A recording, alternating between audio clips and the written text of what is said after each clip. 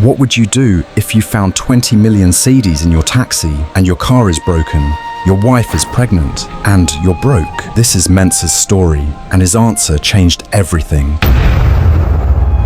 Mensah couldn't continue his education after high school in Kumasi, Ghana. No scholarship. His peasant farmer parents couldn't afford university fees. So he joined his father's cocoa farm. One day after harvesting, his father told him something that changed everything. Son, farming has been our family's profession for generations, and we're still poor. I don't want you to continue this poverty lineage. Go to town, learn to drive, become a taxi driver. Maybe that will change our destiny. Mensah was excited, a chance to leave the village. His father paid 2,000 Ghana Cedis, 2 goats, and a crate of drinks for a driving apprenticeship. 5 years later, Mensah became a taxi driver. He drove someone else's car and kept 30% of the sales. He was faithful, diligent, honest. After 2 years, he saved enough to buy his own second-hand taxi. He got married. They moved to Kumasi and rented a humble 1-bedroom flat. After paying 3 years' rent in advance, reality hit. The car broke down. Mensah didn't have enough money to fix it completely. The mechanic patched it up temporarily. "Come back when you have more money," the mechanic said. The next day, it broke down again. Mensah was devastated. His wife was now heavily pregnant. He couldn't afford to stay home without income. Just enough for one more. He patched the car again, just enough to work one more day. That evening around 10 p.m., exhausted, he was heading home when the rain started pouring. A man flagged him down. Mensah hesitated. He was tired. He wanted to go home. But the rain was heavy. He had pity. He picked him up. He dropped the man at his house. The man rushed into his compound without looking back. Mensah drove home, parked outside, and went into rest.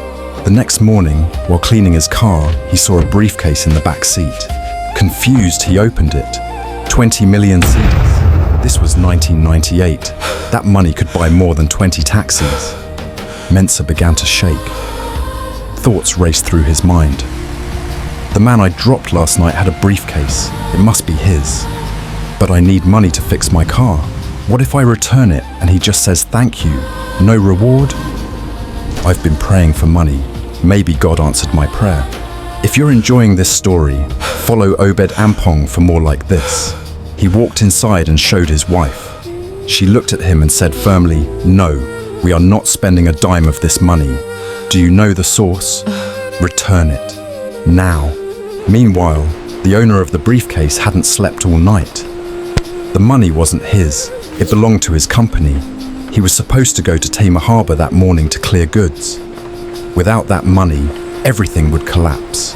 Mensah found the man's house and returned the briefcase. The man stared at him. "Do you know what's inside?" "Yes, sir, 20 million Cedis. I checked." The man opened it. Everything was intact. "What's your education level?" "High school, sir." The man paused, then smiled. "My brother from the US just opened a taxi company here. He's looking for an honest person to manage it. He wanted someone with a degree, but I'll tell him I found someone better, someone with integrity. The company will sponsor you for distance learning, part-time university." Mensah couldn't breathe. "What's the name of the company?" The man told him. It was the same company Mensah had bought his second-hand taxi from.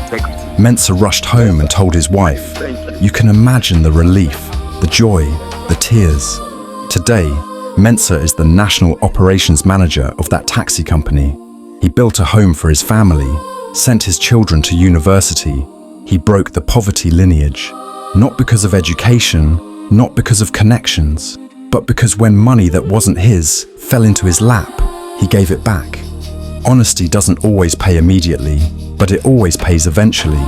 The briefcase you return today might contain the key to your future.